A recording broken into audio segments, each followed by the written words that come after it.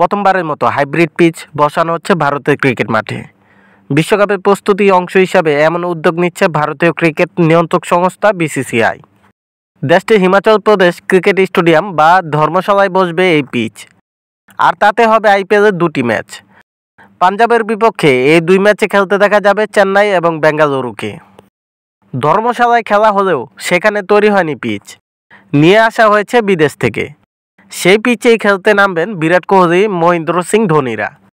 আইপিএলে প্রথমবার এই ঘটনা ঘটতে যাচ্ছে মে মাসের শুরুতে। তবে যতদিনে এই পিচ বসবে তার আগেই মোস্তাফিজুর রহমান দেশে ফিরবে। হাইব্রিড পিচ খেলার অভিজ্ঞতা তাই হচ্ছে না ফিজের জন্য। হিমাচল প্রদেশের ধর্মশালার জন্য এই নতুন পিচ তৈরি করা হয়েছে।